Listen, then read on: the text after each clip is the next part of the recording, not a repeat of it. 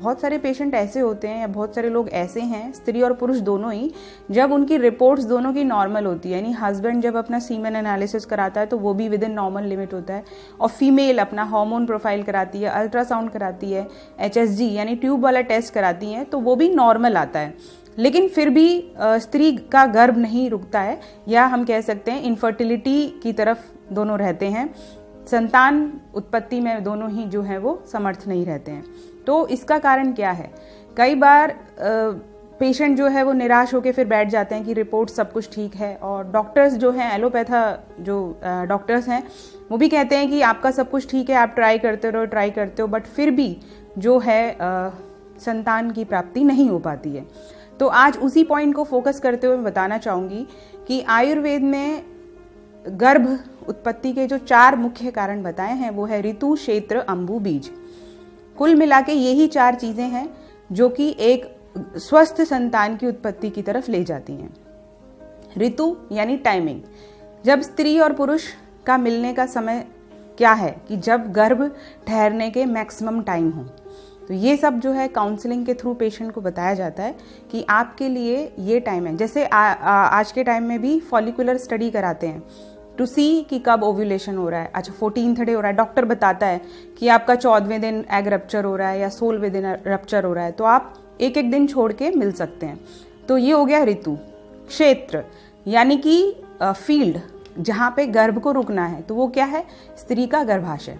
तो स्त्री का गर्भाशय अगर शुद्ध नहीं है, वो किसी भी कारण से दूषित है, तो एक गर्भ वहाँ पे रुक ही नहीं सकता। हमने कई बार देखा है कि पेशेंट कहती है कि हाँ मेरे को 10 दिन 5 दिन महीना ऊपर हो जाता है लेकिन फिर ब्लीडिंग हो जाती है। तो ऐसे केसेस में 80% जो है प्रेगनेंसी रुकती है, लेकिन पेशेंट को पता ही नहीं चलता है, स्त्री को पता ही नहीं चलता है कि हाँ गर्भ रुका था, और वो खराब हो जाता है। तो इसका कारण क्या है? जो क्षेत्र है यानी जो यूट्रस है, गर्भाशय है स्त्री का, वो दूषित है। अब ये जो दूषित है क्या रिपोर्ट में आता है या नहीं आता है? कई बारी तो हमने देखा है कि पेशेंट जो है PID की प्रॉब्लम आ जाती है अल्ट्रासाउंड में, या ट्यूब ब्लॉक है वो आ जाती है, या कोई फाइब्रॉयड है यूट्रस में आ जाता है। बट बहुत सारे दोष ऐसे हैं जो कि किसी रिपोर्ट में नहीं आते, यानी जो आपका आर्तव है, जो मेंस्ट्रुअल फ्लूइड जो पेशेंट को आता है एक स्त्री को, उसकी हम हिस्ट्री लेते हैं पेशेंट से, कैसा है, कितने दिन आता है, उसके बेस पे हम डिसाइड करते हैं कि कौन से दोष से वो गर्भाशय दूषित है, जो कि किसी रिपोर्ट में, यानी आप अल्ट्रासाउंड कराओगे तो नहीं आएगा, CT स्कैन MRI कराओगे नहीं आएगा, कोई लेप्रोस्कोपिक आप हिस्टेरोस्कोपी कराओगे तो भी नहीं आएगा। तो यहाँ पे मेन जो मुद्दा है यही है कि अगर स्त्री का गर्भाशय यानी यूट्रस क्षेत्र दूषित है तो वहां पर गर्भ रुक ही नहीं सकता। आप देखिए ना, पेशेंट जब IVF कराने जाती है, IVF भी क्यों नहीं सक्सेसफुल होता? वहां पे क्या होता है? फर्टिलाइज्ड जो एग है यानी जो एम्ब्रियो है उसको इम्प्लांट करते हैं यूट्रस में, गर्भाशय में। तो यहाँ तो प्रेगनेंसी कंटिन्यू होनी चाहिए, फिर क्यों नहीं होती है? तो वहां यही कारण है कि गर्भाशय दूषित है। गर्भाशय दूषित है यानी अगर जमीन दूषित है तो वहां पर एक गर्भ कैसे ग्रो करेगा? So this is my question to all of you कि अगर गर्भाशय दूषित है तो how the IVF will be successful. Patient हमारे पास आते हैं, 2 बार IVF कराया, 3 बार IVF कराया, पैसा भी वेस्ट, पेशेंट की हेल्थ भी, क्योंकि फीमेल की हेल्थ बहुत कॉम्प्रोमाइज्ड होती है जब आप IVF के लिए जाते हैं।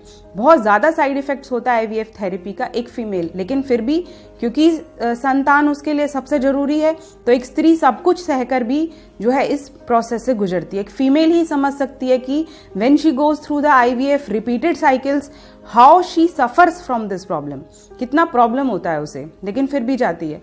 तो इसीलिए मैं उन दर्शकों को खासतौर पर बोलना चाहूंगी जो बहुत बार IVF करा चुके हैं कि आप एक बार आयुर्वेद की तरफ आइए। ऋतु हो गया, क्षेत्र हो गया, देन अंबु।